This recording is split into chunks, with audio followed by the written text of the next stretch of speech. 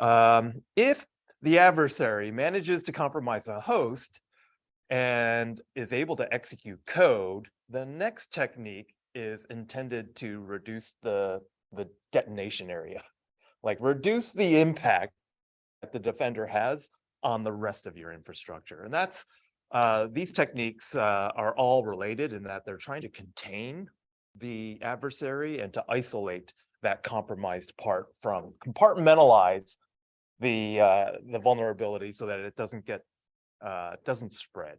And so these are all the different technologies that have been developed: jails, sandboxes, containers, and virtual machines. All of these things help your security architecture by trying to isolate different parts of your system from each other. Okay, so that's the idea, is to basically establish a security boundary around your software. Whoops, did not. Establish a security boundary so that around the software, so that if the adversary manages to hijack something in there, then they're not able to move laterally. We talked about moving laterally as being one of the things, and collecting information, doing internal recon, moving laterally. Well, the idea is to establish a security boundary around that compromise so that they can't do that. And that's done with these approaches. This is analogous to network segmentation in network security. If you recall, we were like, the HR department, they need to be on a completely separate network that is not allowed to communicate with my operational network, right? And it's the same idea. So that was the network version of it, and we called that network segmentation. The operating system version of this, to isolate processes from each other, that's what we're going to talk about mostly here. Okay, so there are a bunch of these different approaches, and we'll talk about some of them. The initial approach historically was an idea that was sort of deployed in Unix. And the idea was to do some kind of file system containment. And that is when a process starts up, you want to change the view of the file system for that process to limit its scope in the underlying system. This was typically done for FTP servers.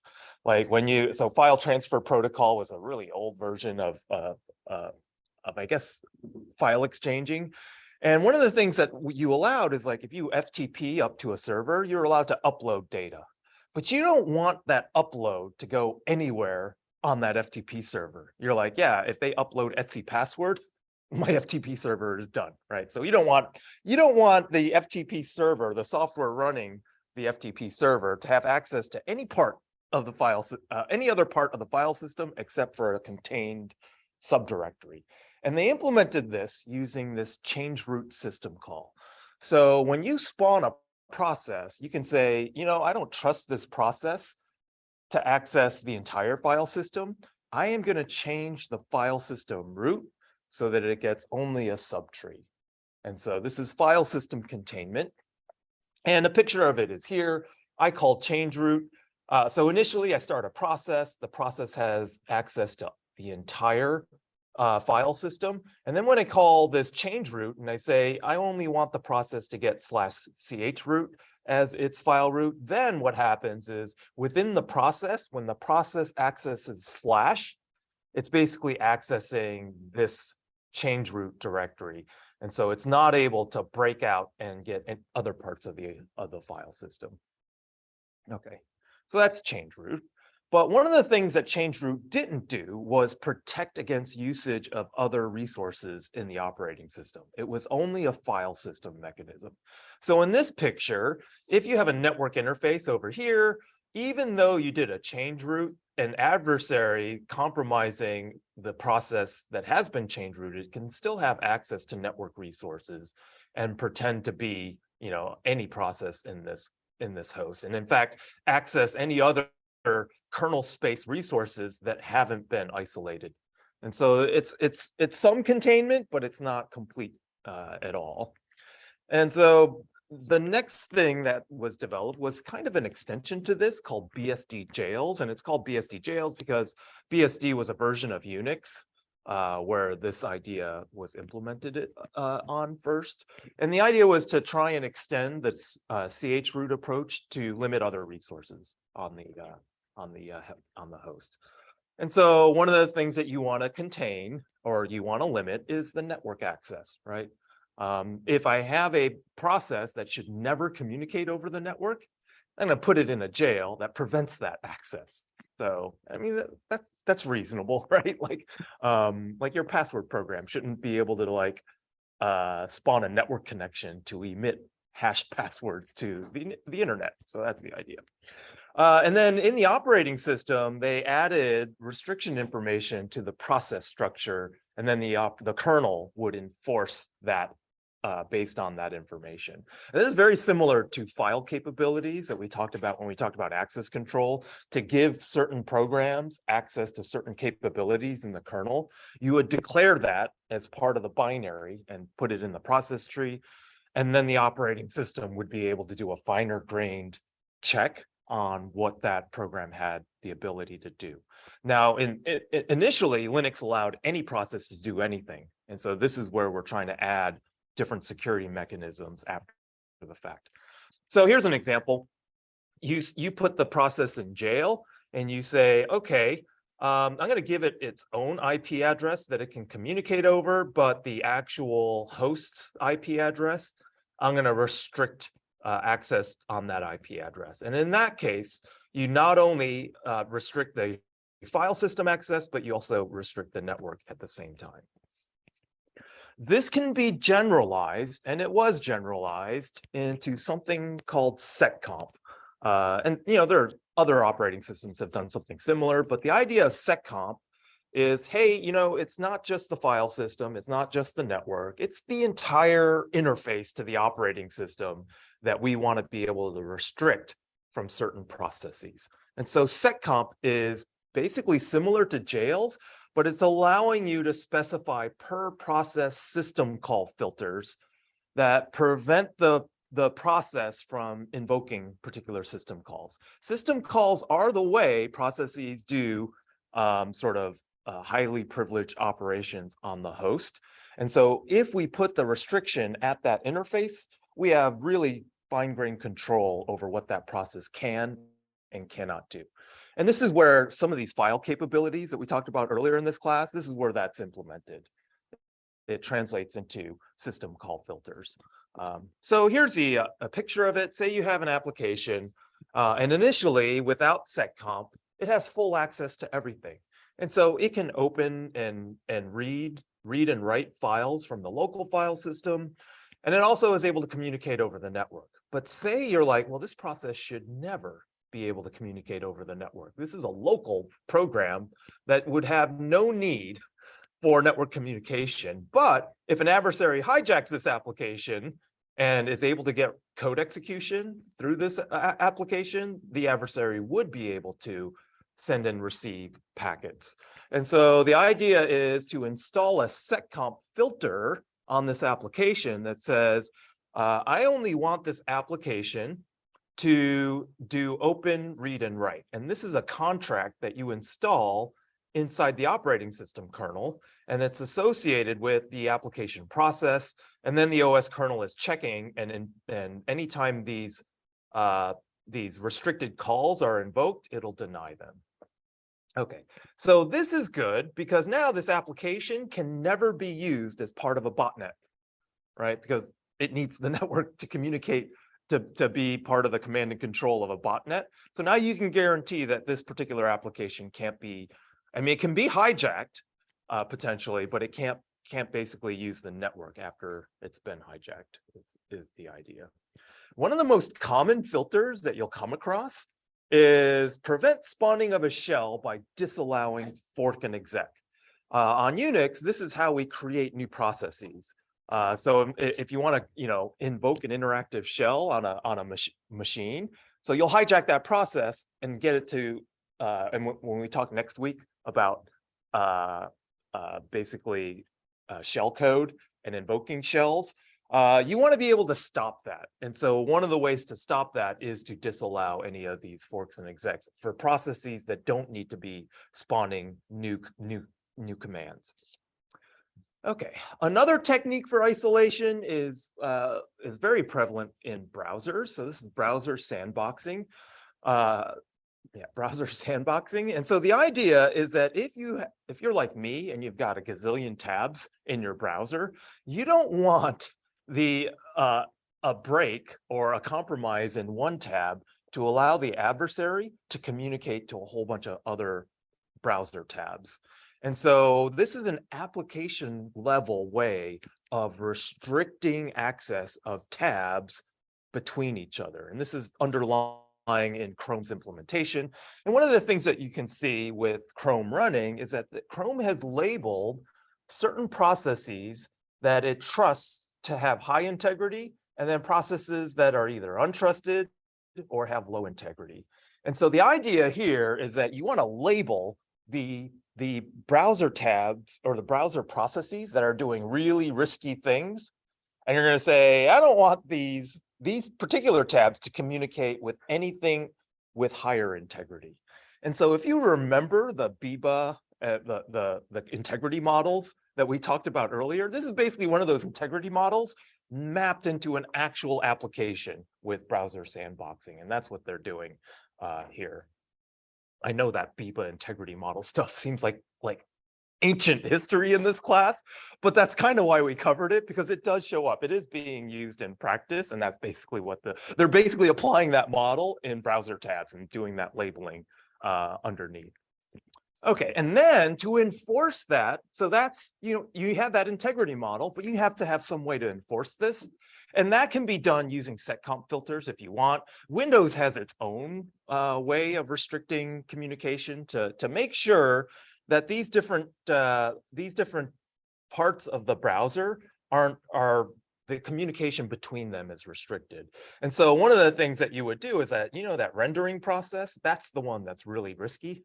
I'm going to make sure it has a very restricted interface to communicate to all of the other higher integrity processes in the browser. So that's an idea. Another very prevalent way of doing the isolation is using Docker with containers. And the idea of containers is to have a virtual operating system and to run your programs in a virtual operating system and to be able to support many different virtual operating systems on top of a single real operating system. And this allows your virtual operating system to have separate file systems, separate process trees, separate, all of the kernel structures are basically isolated and separate from the other containers, the other virtual operating systems. So this is a picture of what it looks like.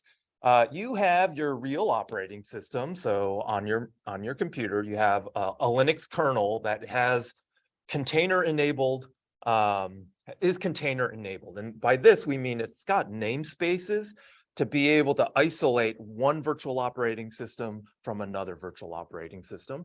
And then what you have on top of that is some kind of container runtime that allows you to multiplex a whole bunch of independent isolated containers on top of this real operating system that implements your namespace. And in that way, you can get isolation in between the entire operating system of multiple, the entire virtual operating systems of software running within them. Okay, so this is very prevalent actually, and this is part of a move on the back end at least. Rather than having all of your processes, all of your services running on a monolithic operating system where a compromise in one of your processes can actually cause a compromise in another, what they've done is they've gone more towards a microservice architecture. So you would run your one particular service in one container, and then the other service would be on another container, and it could be on the same machine, but it's running on its own virtual operating system so that you can't get arbitrary communication between those services. And that's basically the move. When you hear about microservices, this is what is happening on the back end. And people are questioning whether this might be the end of multi-user Linux. And in fact, if you're in the cloud deploying containers, typically every container is a single purpose task and has one user running one process And so all of that stuff that we were talking about earlier about Linux and privilege escalation and access control, they just get rid of all of that. There's like every process gets its own operating system, and then you're done. And then you don't have to deal with side channel attacks, and well, you still have to deal with side channel attacks, but you don't have to deal with like permissions across things because there's only one process running, and so on. Okay, so an example of this, and this is one I use in the cloud class, is that every time you hit Gmail, there's a container that is spun up just for you. And so if you manage to compromise your Gmail container, you can't get anyone else's mailbox because it's just you running in that container.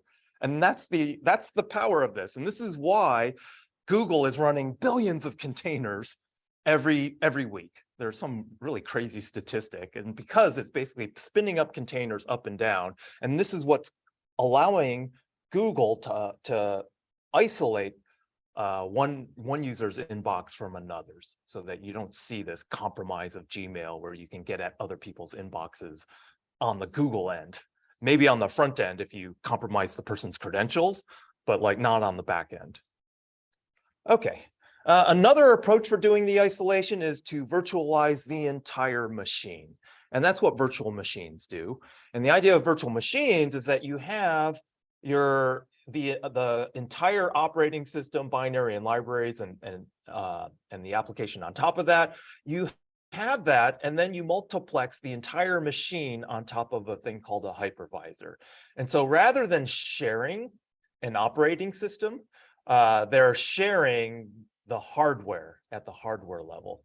Now, this is a bit more heavyweight than doing a container because you're replicating the operating system code here, but that does allow you to get some isolation in between these processes. And I should say that the virtual machine approach is becoming less in vogue. In fact, Google rarely uses virtual machines on the back end. We use virtual machines on the front end. And so that's definitely something that that people do, but people are moving away from this because of its heavyweight nature. But it does have a benefit, because if you look at this, if you have some kind of compromise in the Docker engine or the container-enabled OS, this would allow you to come up and actually compromise other containers running on this system. With a virtual machine approach, the only way you can go through this is to compromise the hypervisor. And the hypervisor is a very tiny code base. It's got a very tiny attack surface, so it's much harder to compromise a hypervisor and get up through the hypervisor to another virtual machine. It's much easier because this container-enabled OS, this is the entire Linux kernel. And so you have to protect a lot more stuff here in order to prevent one container from hijacking another. Okay, but these are just different approaches for implementing the isolation that you need to make the backend secure. Okay, the next thing I want to talk about is device containment. And this goes beyond the individual machine, and it basically crosses over to network segmentation. The idea of device containment is to do per machine network segmentation based on the status of the machine itself. And so the idea is that if I have a machine that's high risk, it hasn't been patched in forever, or it's running, say a vulnerability got released that's high impact, and I want to make sure that the user patches that system before getting onto the network, then I want to be able to do some kind of containment based on what that software state is. And that's what device containment is doing.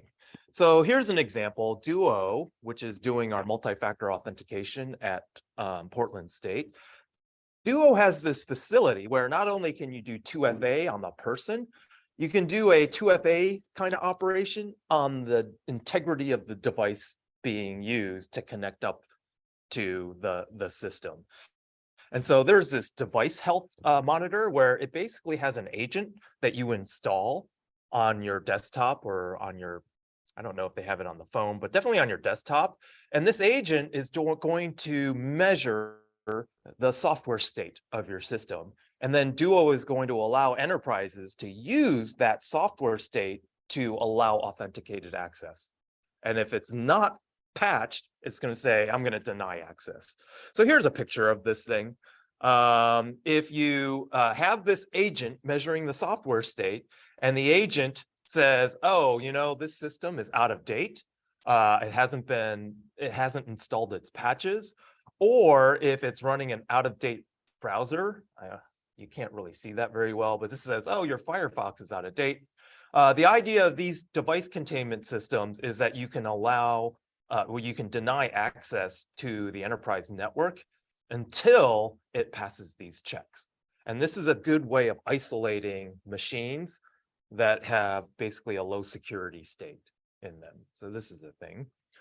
This is integrated into Microsoft Defender for endpoints. So this is the part of Microsoft 365. And so in the enterprise, you have fleets of Windows machines potentially, and you're basically allowing some kind of remote console to say, all right, this has got well, in this case, it's got 3 vulnerabilities, a couple of them are medium. You're like, should I contain this device? And then this would allow someone to just kick that machine off of the network. And then the user would have to either patch the machine or call back into the IT department and figure out how to remediate this.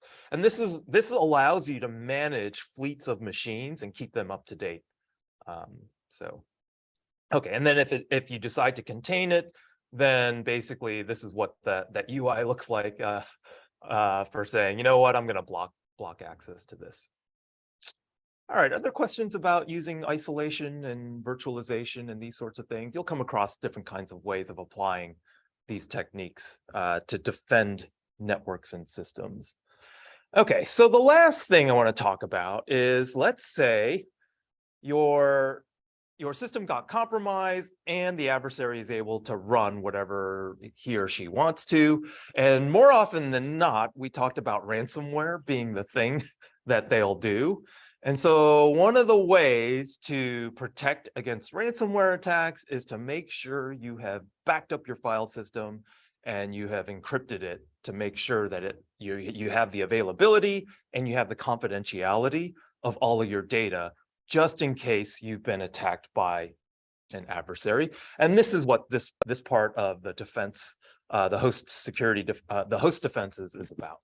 And so backup and recovery is an essential part of an IT operation. And you have to be able to ensure that you're doing the backups and that they can be restored. Basically, you can validate that they can be restored over time continuously. And so I'm going to talk a little bit about how you would do some of this kind of work on the Linux environment. Obviously, they have higher level tools now for doing this as well. But like if you're just an individual system administrator and you want to be able to back up and recover your own Linux machine, these are some of the tools that you would use. The first thing is that when you're doing a backup, you don't want to back up everything uncompressed. Right?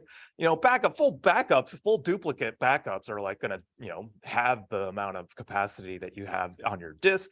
And so one of the things you would want to do is to compress files. And so typically on Unix, there's gzip and gunzip for compressing and uncompressing a file. When you gzip a file, so in this case, I'm going to gzip dnsname.txt, and you see it's 33 kilobytes. If I do this gzip, then what gzip will do is it will compress this, rename the file into dnsnames.txt.gz, and then here you can see that this halved the size of this particular file. And then gunzip does the opposite. It decompresses this file and then replaces the file with the result. And so if I gunzip that file, and then I do an ls-l, I get that file restored, including the timestamp, the initial timestamp. Well, it didn't change across here, but if it had a timestamp that it had initially, that thing gets preserved. So that's for a single file, but you're often wanting to back up entire directory trees. And so this is what the tar command does. I mean, there's a bunch of commands that do this, but tar is one of the commands in Unix for doing this. It's an archiving utility, and it stands for tape archive, and it takes an entire directory tree and serializes it into a single file that you can then compress and then send off machine to do your backup. So that's what tar is. So tar has some flags. You can send it. So the command is tar with the different flags, followed by a file, an output file typically, and then the directory tree to archive. And so some of the flags are to create the archive, extract one, and list the contents of the archive. The Z flag compresses it automatically with gzip. P preserves the file timestamps, because when you do the backup, you don't want to create new timestamps for all your files. You want to actually save those timestamps in case you're interested in creation times and access times. And then F is a flag to specify the name of the output file. Okay, so here's an example of its use. I create a directory. I create 3 files in that directory, and I want to then use tar to create a compressed tar file that preserves the timestamps and then creates this file called dir.tar.gz. So this is a single compressed tape archive, and I want it to archive this entire directory tree dir. And then if I do an ls on this thing, you see it's 163 bytes because there's basically nothing in it. And then what I can do is I can use the T flag to say list this in this compressed archive, the contents of what's in here, and then you can see the contents of that archive is here. And then I can remove that directory, and then I can take this file and I can extract its contents in order to restore the contents of that directory. So this is just an example of using this command for basically backing up your directories into a single file. And then you can just take that file, copy it off machine, and then you'll have hopefully it's off machine, so that if the adversary gets on this machine and deletes your entire file system, you have that thing off machine somewhere else, hopefully. And hopefully it's on tape, actually. So that's the idea of a tape archive. You would actually send this to your tape drive, back when we used to have tape drives connected to servers. You still do? Do you have that at OIT? You have tape drives for the cat does? Oh, okay, cool. Okay, cool. Yeah, so they had validated their backup and recovery process well. Actually, when I worked at Wells Fargo, also we had people come in and put tapes like every day into their safe deposit box, like in those giant vaults with like the double door, the double box. Okay, yeah. I don't know what data they were putting in, but they come in like every single afternoon and put a new tape in there. Okay, that is operational security done at the highest level, because you do want to have it, and this will come up. You want an air gap with your backups, because if this is what people are doing, like adversaries are getting on that box and they're looking around to see where the backups are before doing anything, because they want to ransomware everything. They want to basically cripple your operation, and if they see where your backups are, they will go after the backups as well as the actual running copy. And so if you put it on tape, stick it in a bank vault, they can't get it. Yeah, it's hard to get that thing. Yep. So yeah, good on Wells. Well, I would expect that with Wells Fargo. But yeah, it's good on them and good on us. Good on Cat. Well, I mean, Cat's always doing things at a high level, so I would expect those things from them too. Okay.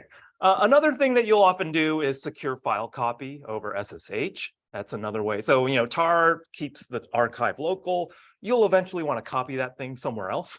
And that's where you can use SCP to do this thing. And so you can use SCP to copy from a remote location to a local. And then you can use SCP to copy from a local to a remote as well. You would just flip the source and destination. And so here's an example from where you're going to a remote location and you're using your SSH credentials to copy a remote file path and then copy that thing locally. And so if you're on the backup server and you want to connect up to a machine that you're backing up to copy the files over, this is what you would do. And then it also has flags to do a recursive copy and to preserve timestamps. You can also do the opposite. So if you're on the machine that's being backed up, you can say, I want to back up this local file path, and I want you to put it over the network onto the remote at a particular location. Another common way of doing the backups is rsync. So this is remote syncing. Well, it can do remote and local syncing. So the syntax is rsync source destination, and the source and the destination, it could be local. It could be local to local, or it could be local to remote, or it could be remote to local. And so the source and destinations basically can be on either side. And this is akin to doing a copy, a recursive copy on source and destination, where one of the source and destinations could be a network location. Okay, so here's an example of its use locally. I can create a directory subtree a/b, and then within that subtree, I can create a file c.txt, and then I can do an rsync, and -a means an archival copy, which preserves all the timestamps. I could say, take this entire directory tree A, and then sync it up into the /temp directory. And then what this does is that if I go and I list /temp/a, which is where this thing got copied into, I'll see the original directory tree. So within A, there's a directory B, and then within directory B, there's that file c.txt. I could do this over the network. And so here I'm saying do an rsync, and then use SSH to do the syncing of this directory over to, and this is on Ada. I want to put this on Ada in my home directory. And then what would happen, this will do this operation, and then I can SSH into Ada, and then in my home directory, there will be that directory A, and then it'll again recreate all of this stuff, including the timestamps. So this is helpful for you to use if you're trying to sync up. This is actually what I do to back up my desktop machine. So I have my life is on Mashimaro up there. And if maybe I should not say this on video, but like if an adversary got that machine, I'm in big trouble. Yeah, I would, like, all your code lab sites are up there. Like my life is actually up there. And so this is what I do. I rsync the entire user local home, because my home directories and user local home Wu-chang. So I like all of the user home directories go to some server, which it's not called backup.cs. Erase the name just in case someone wants to see it. And then I just back that up on a different machine. And then I have a backup of that backup just in case. And so this is the kind of tool, and this is just for me, but like these are the kinds of things that you would need to do if you're in charge of the backup situation at your organization. Okay, so that is availability. Like that gets me so that if I get ransomware, I can recover. The other part that I didn't talk about is confidentiality. And so what happens to confidential data if an adversary gets on your machine? Well, unless you've done some really good encryption on everything, it gets blown out of the water. They see everything. And so what we want to do, some places want to ensure that that confidential data remains confidential, even if an adversary gets on that system. And so what are ways to do this? Well, one way is to make sure you do something that's called encryption at rest. When the data is not being used, you want it to be encrypted. And that reduces your time window for attack. So the adversary has to be able to capture that data while it's unencrypted and being used, because it does have to be unencrypted to use it, unless you're doing some homomorphic encryption kinds of things, which are beyond this course. But you do need to use whatever data you have in an unencrypted mode, but everything else you want to be encrypted. Now, if you look up and down the system, there are many different places for you to apply encryption. And so here are 3 of the most common places. You could, in your application itself, encrypt the data that it needs. And so application-specific encryption, and one of the examples here is like, oh, if I have a database, maybe I can encrypt the credit card numbers before I insert it into the database. So that's a common thing to do. But you could also say, you know what, the database is running on top of a file system. Why don't I just encrypt the file system? So that's another way of doing your confidentiality and encryption. Another approach is say, you know what, I don't even trust the operating system that runs the file system. I'm going to encrypt this thing in the actual hardware itself. I'm going to put this thing in the disk. The disk controller is going to do the encryption. And then this is called a block device layer level, where the encryption is done underneath the operating system. Okay, so let's look at all these different places. So application layer encryption is the first one. And I mentioned one of the ways that you could do this is to encrypt the data in the tables itself. The advantages of doing it here is that it doesn't rely on, it's not an operating system specific thing. You could actually do this encryption. So if you have a SQL server running on Linux versus one running on Windows, if it's done at the application layer and they're doing the same operation, you could run it across any operating system. It's really easy to deploy. You just write it in software, and then it's like the operating system doesn't care, right? You don't have to make changes to the operating system to do it. Okay, so that's an advantage. The other advantage is that you're only encrypting the data that's important to you. You're not encrypting a bunch of random stuff that is either like public knowledge or not useful for an adversary. You're only encrypting the thing that the adversary is typically going after, like maybe the social security numbers or the credit card numbers. So that's good. That's also an advantage. It's not listed here. But the disadvantages is that it's hard to share data between applications, right? So say I need to send that credit card information over to a web app that's actually going to charge a credit card. That integration is difficult. You would have to modify the credit card charging parts of the code to do the decryption. And then you have to deal with the key setup. So key distribution and setup is a pain in the neck. We just talked about this when we were talking about all those cryptographic protocols. Now you have to be able to manage all of these keys that you're using to do all of this encryption at the application layer. And this is a headache for the application developer. Like the application developer has to manage the whole key infrastructure. And so this is a true drawback in that sense, at least. All the way at the bottom end, there is this full disk encryption. And this is what a lot of these phones are doing now.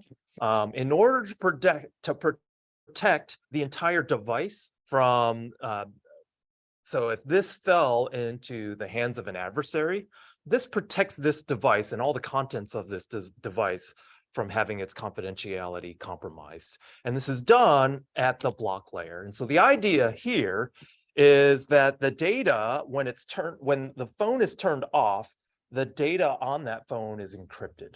And then when you turn that phone on and you authenticate, that is where the data on that disk is decrypted. So you do a full disk encryption when it's shut off and it's stored encrypted. And then the only time it's decrypted is when it's turned on and you authenticate. And so most phones have gone to this. And this was one of the things that, I don't know if you remember the FBI, the San Bernardino case, where they're trying to get at the phone of the shooter to decrypt the messages that went through. And they were trying to break the encryption on that phone. And if it's using something like this, then they have to actually enter that passcode in order to decrypt the contents. They can't just look at the file system contents because it's encrypted until the proper passcode is actually given. And so they had to find a different way to get the decrypted information off of that shooter's phone, as it turns out. Yep. Yeah, I just read something about the FBI trying to get evidence against this guy who's running a cryptocurrency like exchange for like drugs and illicit stuff. And they actually, a lot of it was just trying to figure out a way of how to get him away from his devices when they were unlocked. Oh yeah, so this is tricky. So this is where this is the tension between Apple. I think it's mostly between Apple and the government in terms of how are you like lawful access to encrypted data must be allowed in order for law enforcement to do their job. So then the question is when stuff like that happens, what responsibility does Apple have to help the government in their law enforcement tasks? And that's a policy thing that is being hashed out in Congress.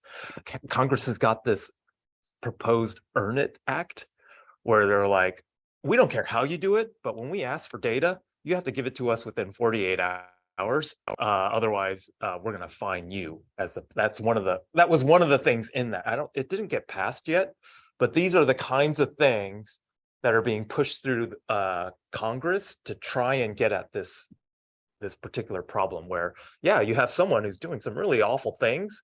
You want to get at the data on their phone. And so it's an interesting space to be part of. Okay, so the advantages of this, it's very simple. It works on any file system because it's at the disk level, right? So it doesn't matter what operating system and file system you're doing. You can just, because it's at the disk level, it just works underneath. But the disadvantages is that there's no protection when the system is running and unlocked. And this is what you had mentioned earlier, because the FBI is just waiting for you to have your phone unlocked. It's going to swoop in there and grab that phone, and then it's unencrypted. It's not fine-grained. You're basically encrypting everything on that phone, regardless of whether it needs encryption or not. And there's a lot of stuff on that phone that doesn't need to be confidential. So that's another issue. And then the bootloader performing the decryption has to be out in the open. And that is something the adversary can look at to see if they can hijack.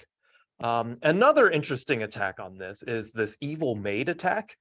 And if you have managed to install a bootloader or compromise the bootloader with some malicious software, then when the user comes in and enters the password to decrypt the contents of that disk, all you need to do is save it and send it somewhere else. And then when you get access to this phone, you would be able to do the decryption. And so that would be another way the FBI could potentially recover the data on an encrypted phone.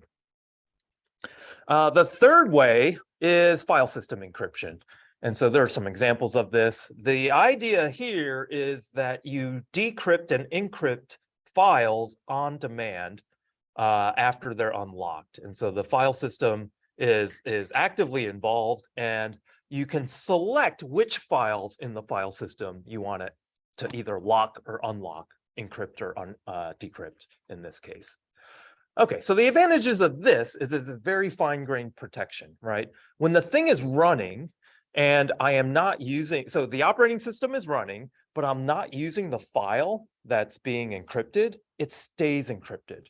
This is different than that block layer thing where it's basically the whole disk is decrypted whenever you're using it. In this case, you can do this on a per file basis. And when you're about to use the file, that's when you ask the user to unlock it, supply a key, it gets unlocked, and only that data is decrypted and used, and everything else is protected. So again, fine-grained protection when the system is running. But the disadvantages is that it's much more complicated to implement in the file system. And then obviously you're encrypting and decrypting all the time. So this is overhead, right? Slower performance, more power consumption. And if your threat model doesn't require this sort of fine-grained encryption and decryption, then you might want to pass on this particular thing.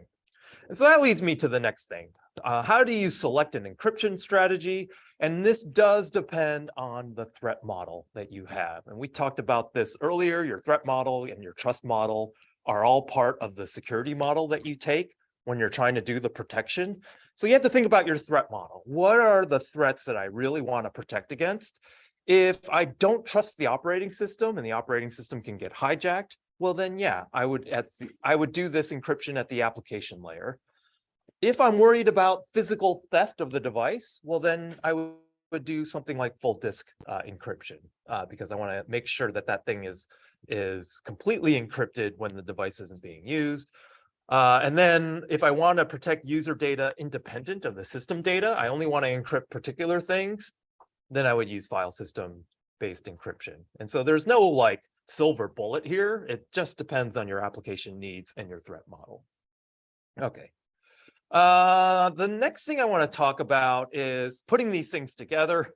And there is this backup checklist that people are like, hey, if you're a CISO and you're trying to protect your organization against things like ransomware, well, you have to go through this checklist and make sure you do all of these things well.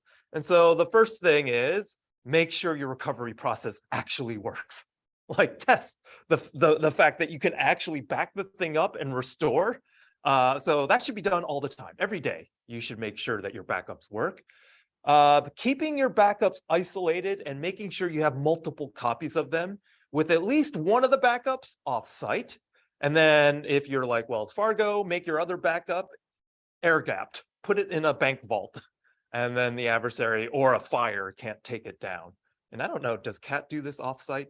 Like, because Cat's, I don't think so. no, they don't do off-site. Well, actually, maybe we should ask If Jonica. our data center like blew up, there would be more problems than just backing up people's like Carla programs. Yeah, that's true. But like you do, like storage is cheap. So maybe Cat underneath, maybe they're not telling you because they want to make it secret. Maybe they're copying it over to a storage bucket somewhere that we don't know about. I think the goal ultimately would be backup in the cloud or something. Yeah. Like it's expensive for a school. So like where are we getting that money? Yeah, that's true.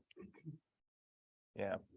Well, so one of the things with these storage providers is that they will allow you to back up into tape super cheap. So yeah, I know AWS has got this Glacier service, which is basically tape backed. So that would be the idea, is to do like maybe a monthly or an annual. No, not an annual, probably a monthly backup into tape. I guess you can upload daily, but then you don't retrieve the data. You maybe retrieve the data once a year. And that's when you pay the bill. So these cloud providers, they will ingest your data for just about for free. They just don't want you to leave. So they're like, when you download is when you pay. Yeah. And so if the download thing is rare, then yeah, that would work. Okay. The next thing to do is use write once storage. So things like file systems you can actually set file system flags to be append only. You could say, I'm going to structure my file system as a log, and then I'm going to have the initial state. And then from then on, I'm just doing deltas off of that initial state. And then that thing is append only. And then to get the final state of the file system, you would just replay the entire log. But then if somebody wants to like completely delete the thing, they have to find a way to delete the entire disk. And so it's not part of the file, like the file system keeps track of all the deltas. So that helps. Keep multiple types of backups and make them frequent. And so one of the things that you'll find is that you don't want to do a full backup every single time because there's a bunch of replicated data in your backups. So one of the things you can do is an incremental backup that is like, oh, based on a full backup you've taken maybe like a week ago, do a daily backup that's an incremental change of things that happened since that last weekly backup. And this is something that's a lot of tools like the dump and the restore tools allow you to do this incremental process. Yep. Does the rsync algorithm just do that for you? Rsync, there's different ways of using rsync. Rsync can basically be set up so that you're only adding to the remote backup. And so if you move the file from one name to another, it just creates another, like when you do an rsync, it just creates another copy of that file rather than actually do the move. But then rsync can also be set up to delete the file, delete all the files that no longer exist on the initial machine to the backup. So yeah, there are different ways of using rsync, but the idea is the same, is you would do a full backup periodically. And then from then on, if you want fine-grained backups, you would do an incremental one. And that allows you to do backups more frequently by allowing multiple types of backups, one being a full one and then one being an incremental. Another thing is to protect the backup catalog as well. And we said earlier, as soon as the adversary is on your machine, they're looking for where you're doing your backup. And they're going to attack those things eventually. And there are cases where, yeah, the adversary is there for weeks trying to figure out the backup architecture of an enterprise. And then boom, once they figured it out, they encrypt the backups and the actual running system, and that allows them to monetize things better, where an organization that has really protected their backups won't pay the ransom because they'll just back up, or they'll just restore easily. Okay, another interesting thing is make sure that you're covering everything, including the software that you're using to do the backups and the restore. Because sometimes you'll be focused on just the data, backing up the data, and then you'll be like, oh, the adversary, basically wrecked my tools, my tool chain, and then that is painful to recover from because you don't have a backup of your setup that you were using to back up and restore your stuff. So that was another thing. And then the last one, this is kind of related to the very first one. There's this term called chaos engineering from the site reliability engineering world.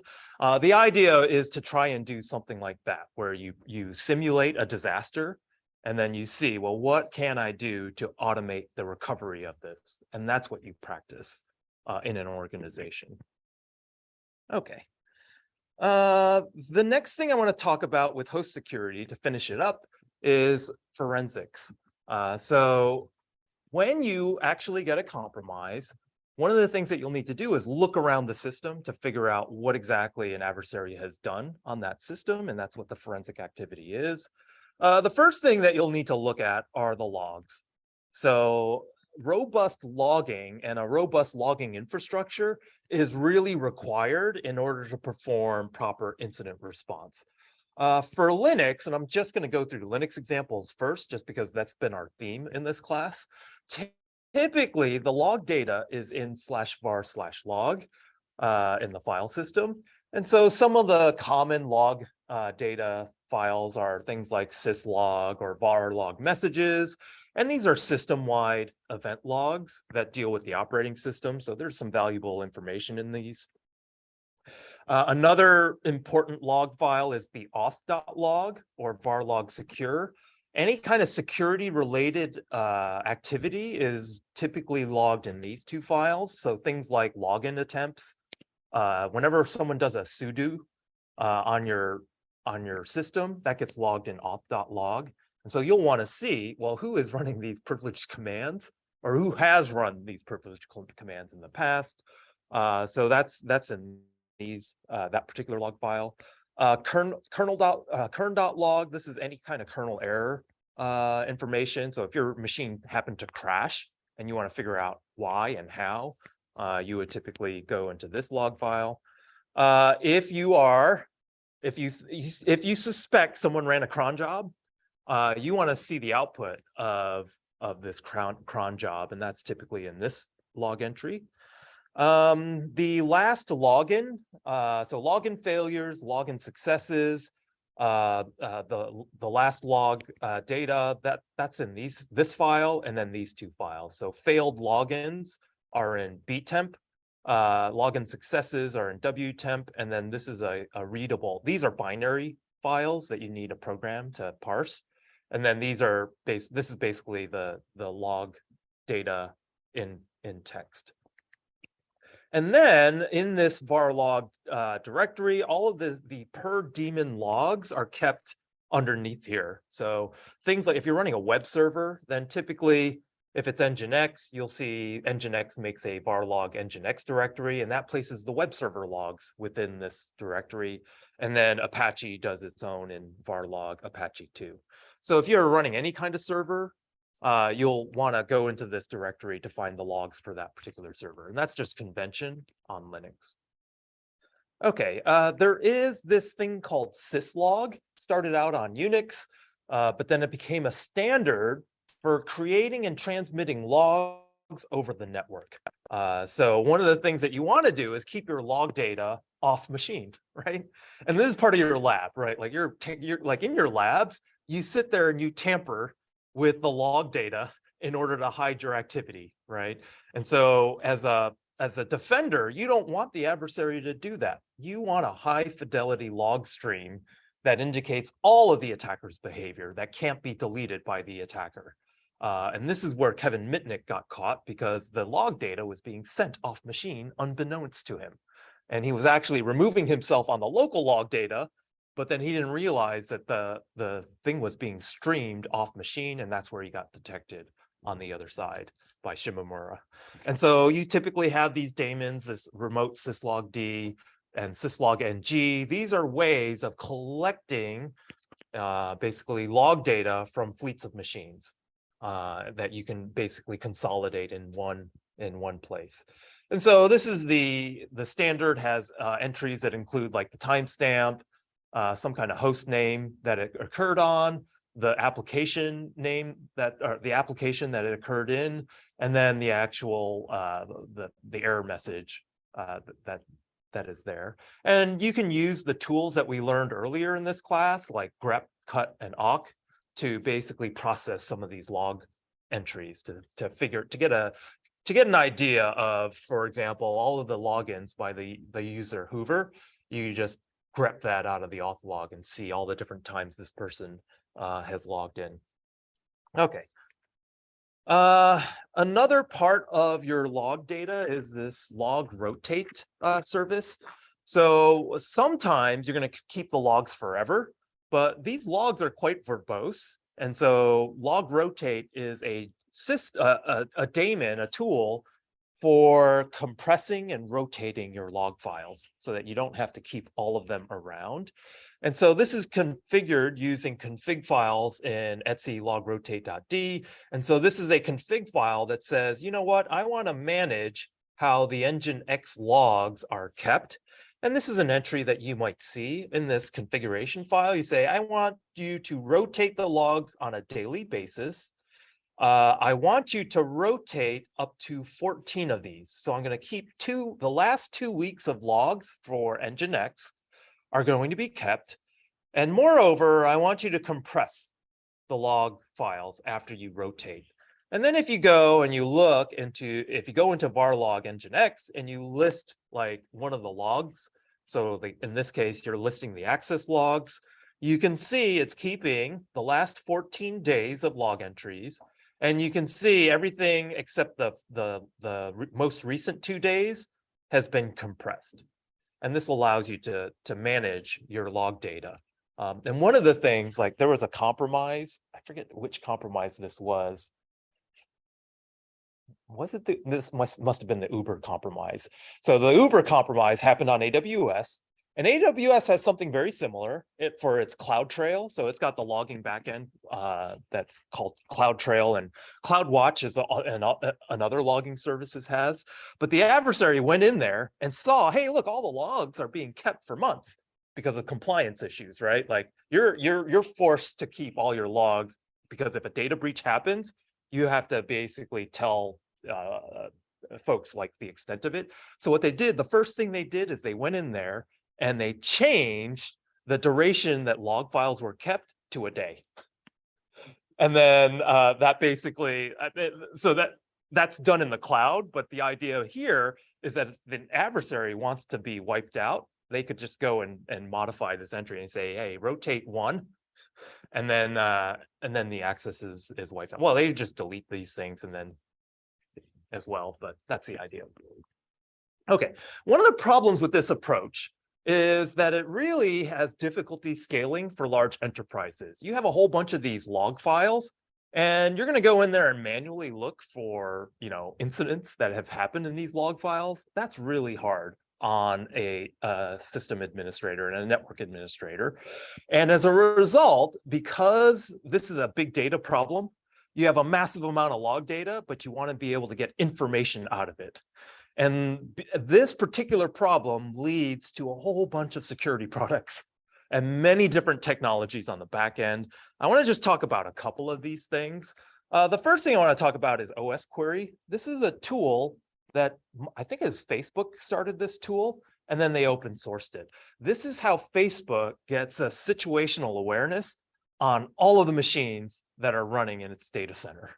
And so you need some kind of automation in order to go through and validate the security posture of all the machines in your fleet and whether or not they've been compromised. And so the idea is to do a SQL-like interface to query the log data and the running state of all of your systems. And so you run the OS Query daemon, which is this icon. You run the daemon on all of the different machines that you want to monitor. And then what you'll do is that you'll run on this OS query server, you'll run something that will initiate queries across all of the machines in your fleet based on what the administrator is looking for. So in this case, this administrator is like, give me the names of all the processes and all of the sockets, the open remote address, all the sockets listening on remote addresses and their port numbers. And then I want you to run this query on all these machines and return to me all of the services running across my enterprise. And so this reveals that all of these different machines are running, are listening on these particular ports with these particular processes. This is really powerful, right? This is an information problem if you are trying to manage, like if you can think of managing thousands of machines, you need this because you're sure as heck not going to SSH into 1,000 machines to try and figure out what's running on each one of those. And this is where like querying and big data and data analytics really matters. And so you can do this. This is basically querying the runtime state, but you could do this if the log data, if you've been collecting log data and you want to run this query on stuff that's happened in the past, OS query will allow you, if you're collecting that data somewhere in a repository, to query that as well. I've only shown you a runtime version of this. So here's some useful queries that you're like, oh yeah, I need like OS query is like allowing me to do something like this. So find all machines that have installed WinRAR in the last week. So one of the things that you would do as an adversary when you get on a machine, you want to install an archiver so that you can archive all the data that you collect and send it as one big file to some command and control server. And so this is what they found. So some of the APT crews, they have this as part of their playbook. They're like, get on a machine, install WinRAR. You know, they've trained their engineers, their malicious engineers, to run this playbook as soon as they have access to a machine. And one of those things was, oh, install WinRAR, and then archive the entire disk. And so if you know you're being targeted by a particular APT crew, you would be like, oh, well, I'll just do this query and see, have they gotten on any of my machines? Now, they could change their playbook, and then you would need a different detector, but that would be the idea of using a query. Here's another one. Find all processes that no longer have their executable resident in the file system. And so when you drop malware, often you drop a binary in the file system, you run it, and then you delete the binary from the file system because you don't want a file checking tool, a file integrity monitoring tool, to go in there and say, hey, that file doesn't belong there. And so if you know people are using this fileless approach for running malware, then you would write this query. And this is a powerful query. Here's another one. Find all machines that have sent out 50% more data this week than last. Because if they're doing exfiltration, that's basically what's going to happen. Here's another one that's really useful. Find all machines that have communicated with domains that match a particular regular expression. And so this comes in handy. And this is the query that people were running when they were trying to figure out if they were compromised with SolarWinds. So SolarWinds was a device that a lot of enterprises were running, and someone inserted a backdoor into the SolarWinds software and then hijacked these devices. And one of the ways to detect whether a device was hijacked is that the command and control went out to something that had this pattern for the DNS name. And so then you're like, well, I want to query across all of the machines in my network whether or not they made a DNS request for a particular name that fit this regular expression. So that's really a powerful thing. The other class of tools that are used are called SIEMs. So this stands for Security Information and Event Management System. And this is a big industry. And what the idea of SIEMs are to take all of these machines, the fleet of machines and all the syslog entries that these machines are generating. When these are emitted, you emit this into a data warehouse, which is this SIEM platform. There's a massive amount of disks. And then what you do is you build software to create security alerts based on your analysis of the logs that are coming in. And then you would employ things like machine learning and anomaly detection and these sorts of things on this big, massive data set to do this alerting on the other end. So there are multiple implementations of this. This open source implementation is sometimes called an ELK stack, and that stands for Elasticsearch, Logstash, and Kibana. And Elasticsearch does the querying support on top of this log data. Logstash will ingest all of the log data, collect, parse, and transform it so that it can be inserted into a backend database. And then on top of both of these things, after you've done these operations, is Kibana, which is a visualization interface. And this is something that is a lot of organizations, because they don't want to like pay an actual product, they'll do an open source ELK stack, and then they'll ingest all of their security data into the ELK stack, and then allow their analysts to use the tooling, the open source tooling, to navigate security incidents. The big commercial vendor in this space is called Splunk. And so you'll come across Splunk in a lot of places. A lot of organizations need support. They don't want to roll their own. So if you're running an open source, this is very common. Like a lot of us want to do things for free. Like if you're on a budget, you're like, okay, I'm just going to use the open source tooling. But then you're basically investing your own cycles to manage it and to train your employees. And so a lot of bigger organizations are like, you know what, I don't want to do that. So Splunk is the commercial version for companies who are like, my core expertise isn't setting up one of these data warehouses. I want some other company that I can actually give a call for support if something goes wrong. And that's what Splunk does. So the next part is application security. So we're just going up the stack, and we haven't really talked about making your applications secure themselves. I want to start by talking about the software development lifecycle, since we're all in the CS program. We have experience developing software, and this is a picture of the typical SDLC, and it's basically a set of steps that you would typically go through to create your software applications, especially in industry. Now, you're not going to go through all these cycles formally when you're doing your homework assignments in your other classes, but when you are a professional software engineer, you would do these steps. And it basically treats the steps of manufacturing your software similar to the steps of manufacturing like a car or a plane, a physical artifact.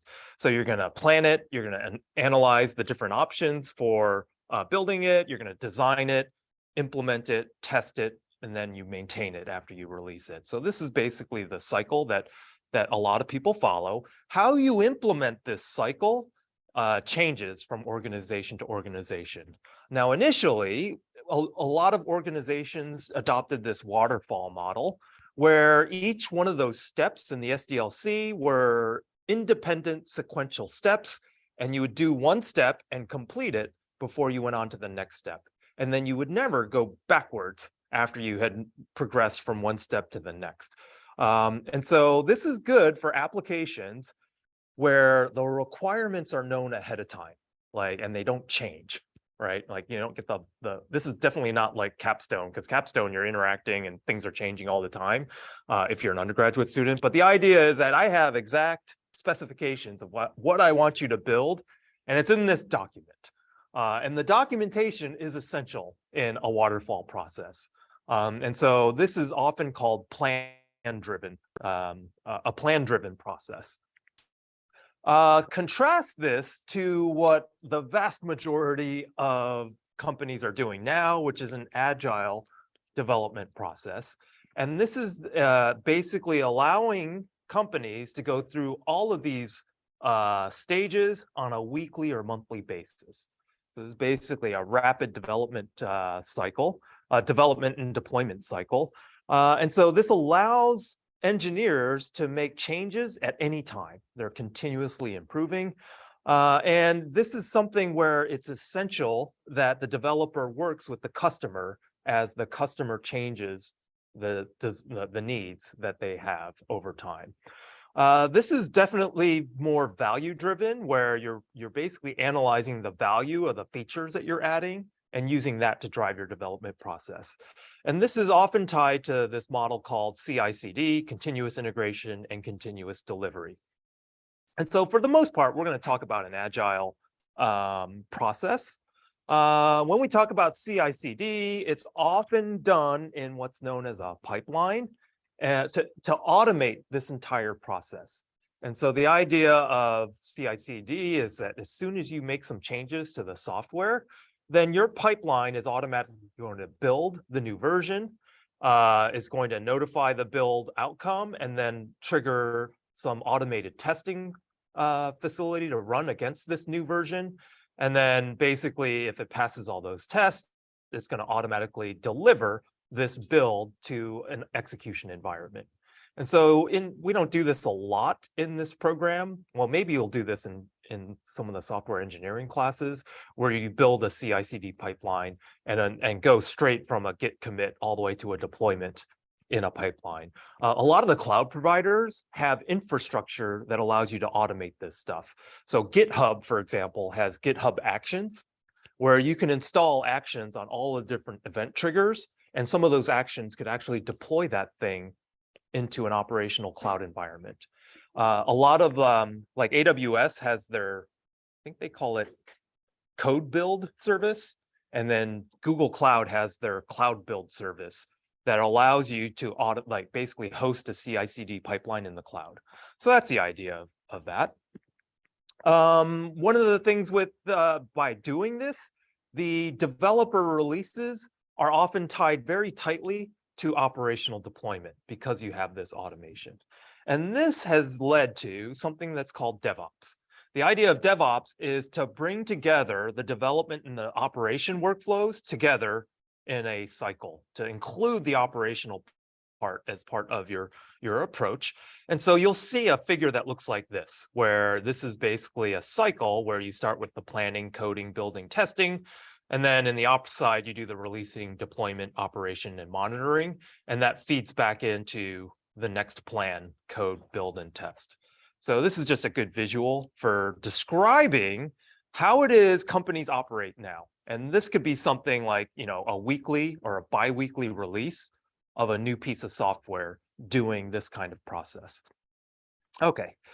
The issue, well, it's not an issue, but what's happening with DevOps is that now all of the pressure is being put on the developer.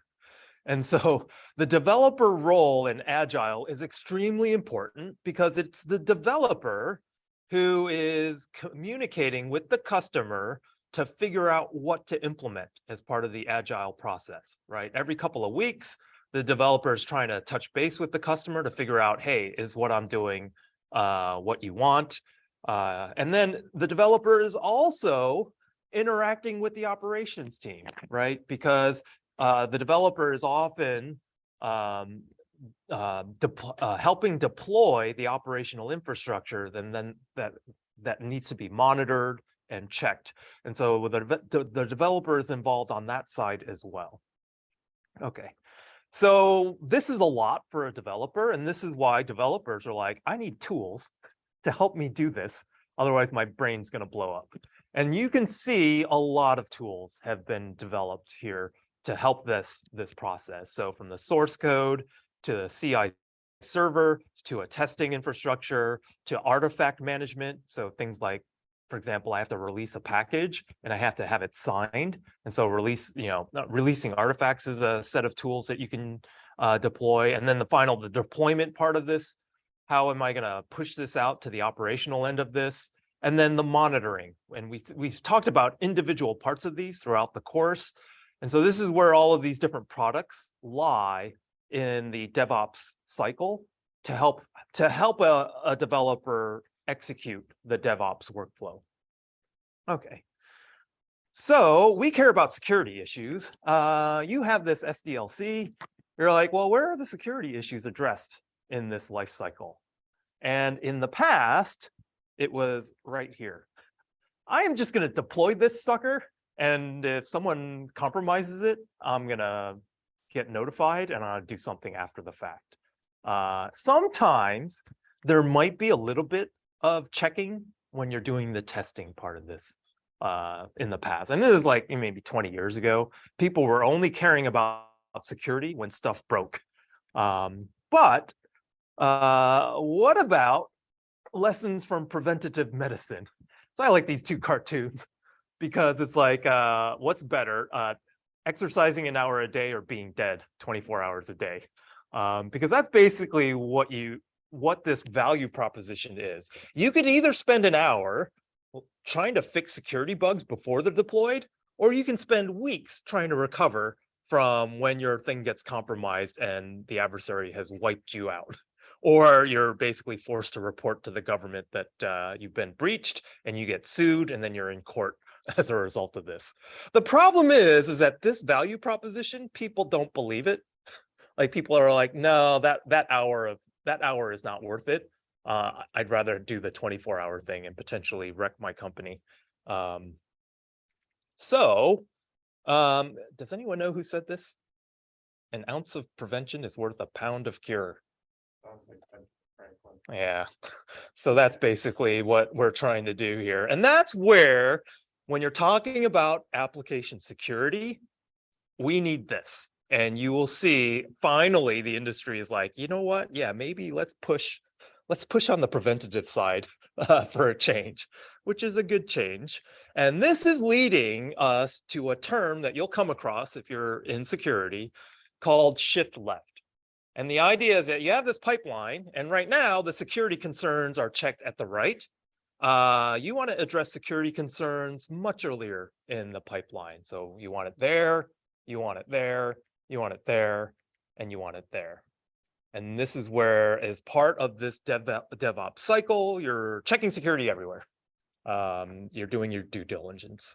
And this is basically a financial necessity now, because, and this is an article where Auth0 is like, hey, we have to do this because now, if we do an analysis of how much it costs me to deal with security issues, they're like, yeah, post-release testing where you find bugs because people have found them and exploited them and reported them to the press, this is going to cost me 30 times more than if I had just done some security analysis up front.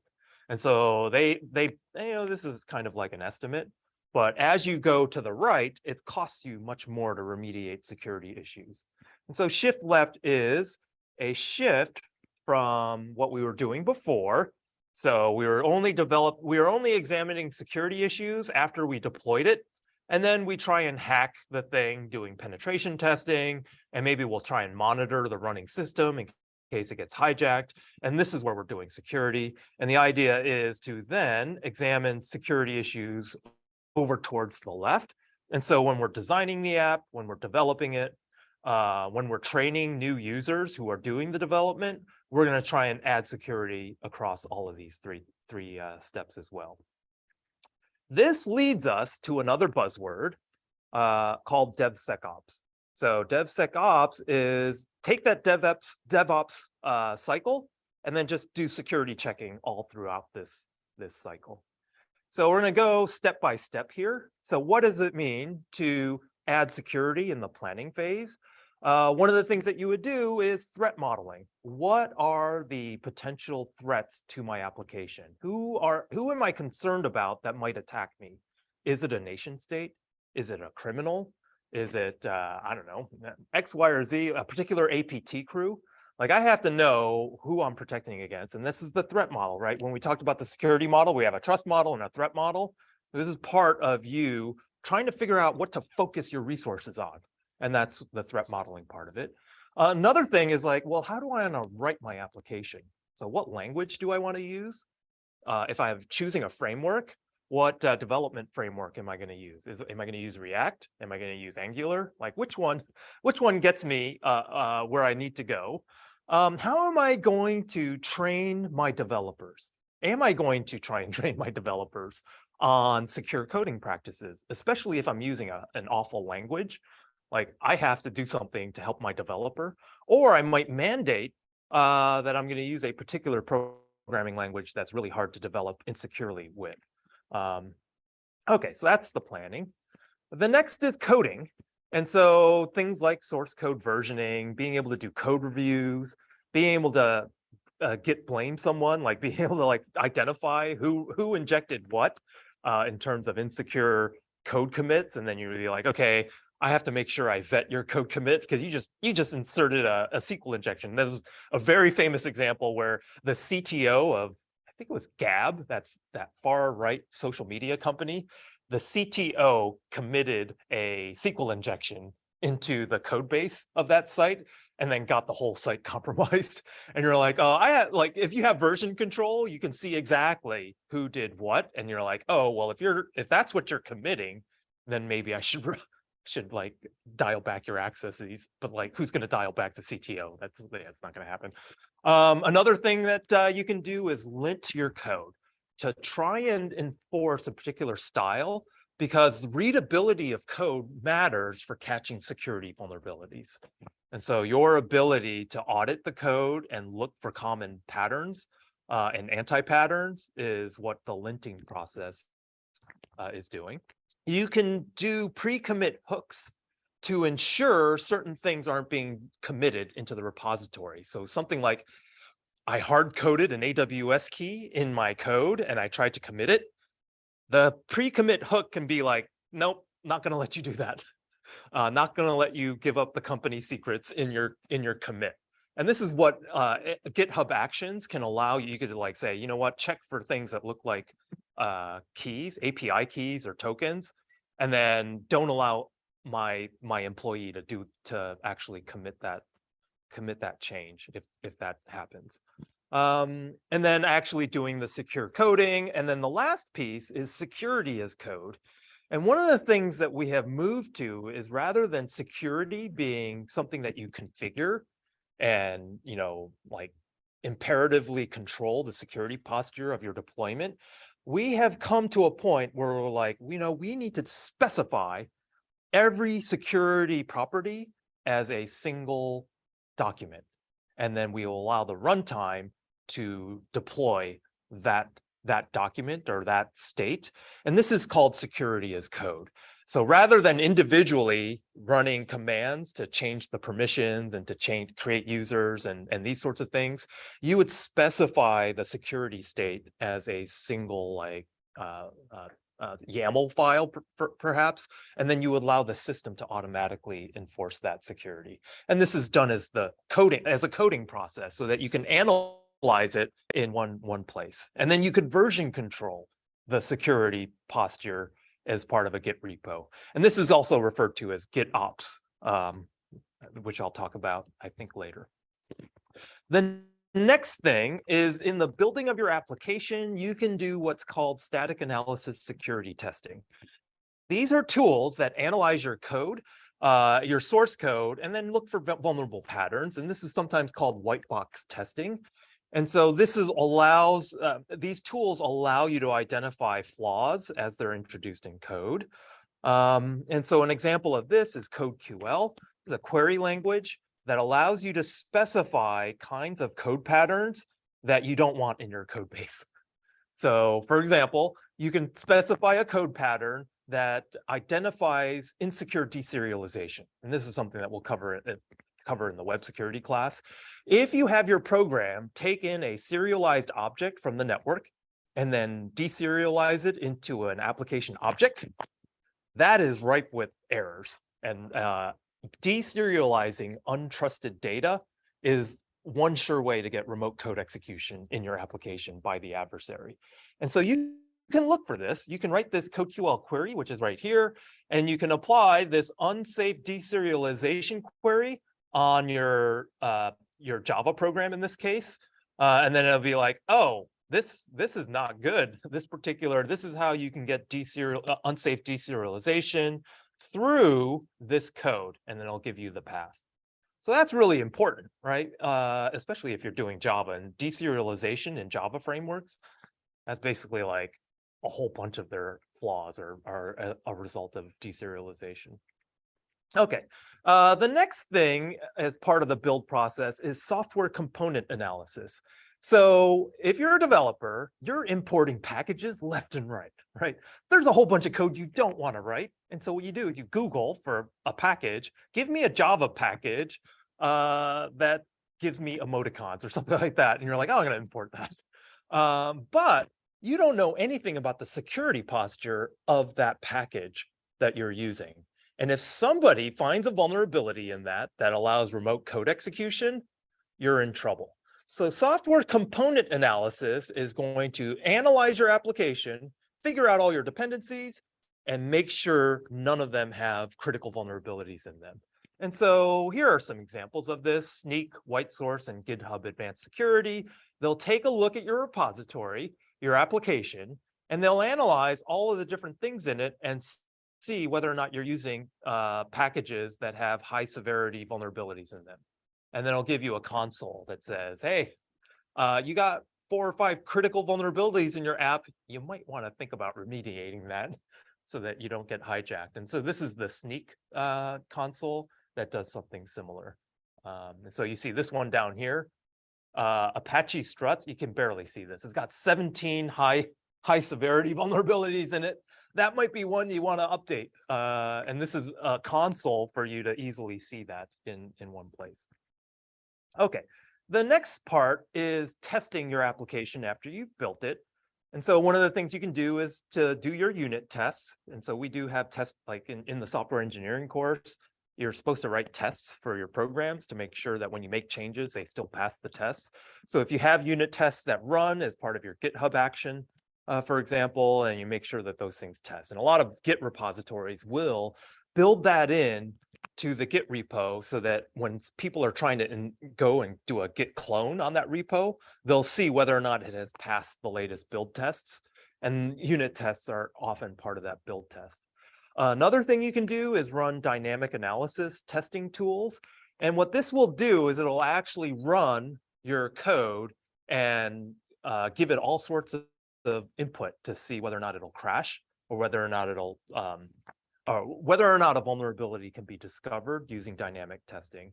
There are multiple kinds of dynamic testers. One is to treat your artifact as a black box and then to point known vulnerabilities at it, like SQL injection or cross-site scripting attacks that are common.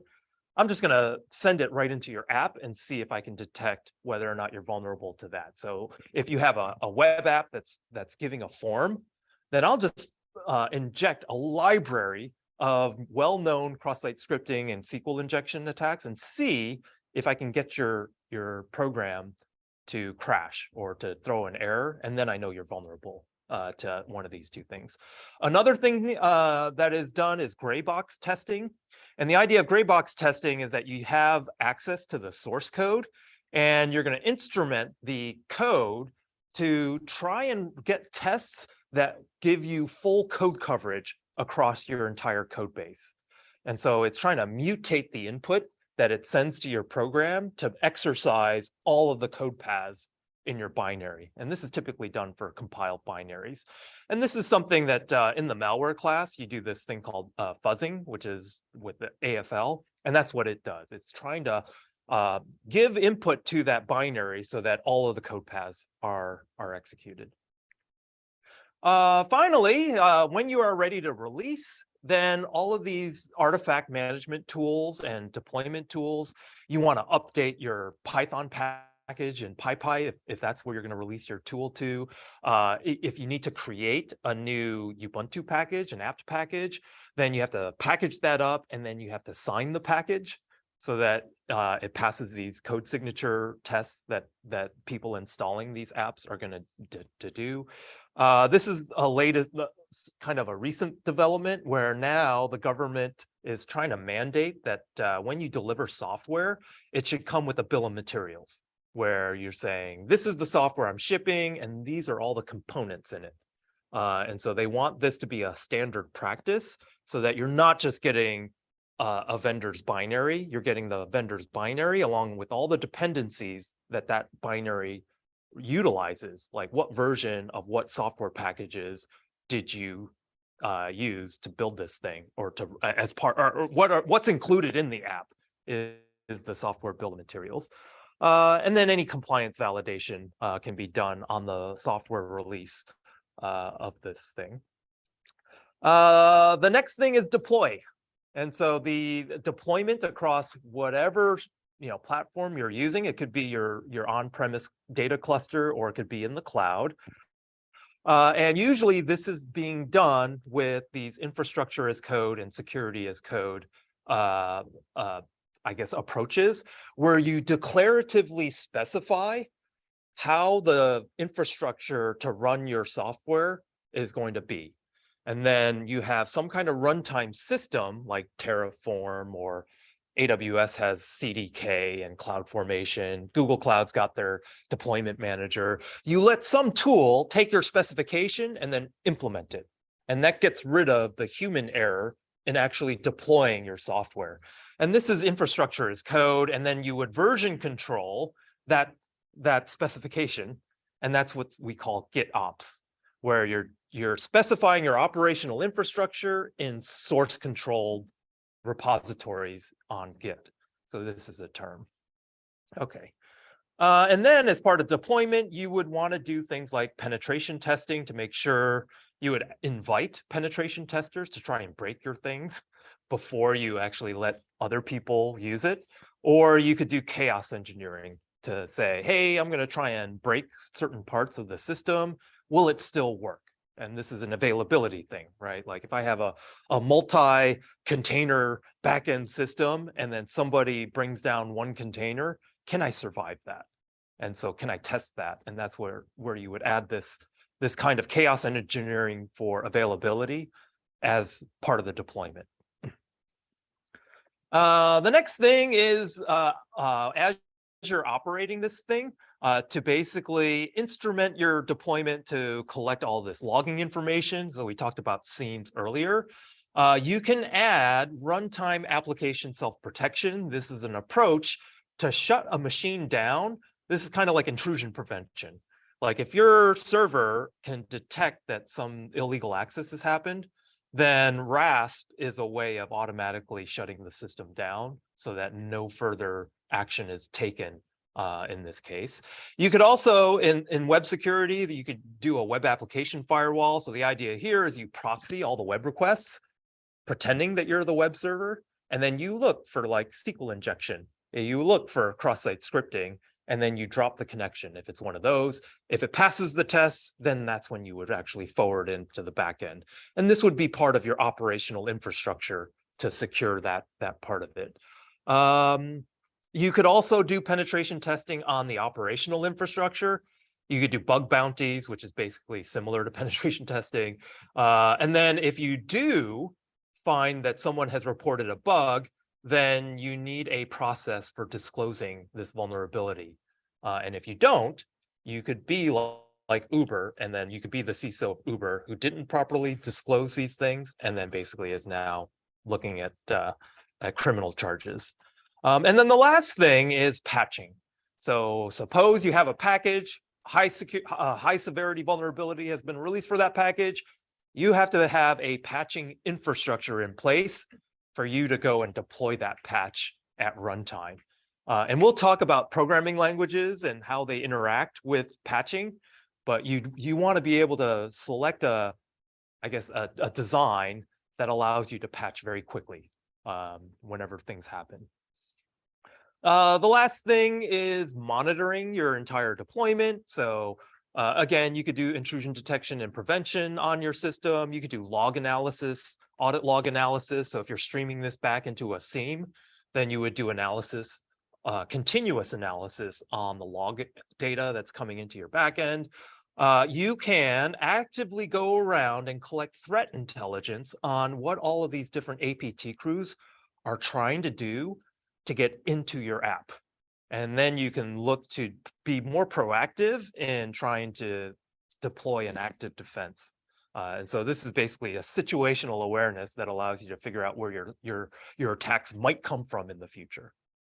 Okay, so just like DevOps, DevSecOps tools are numerous. And so on the top, we talked about the DevOps tools. And so on the bottom, we have a whole bunch of solutions. Some of these are open source.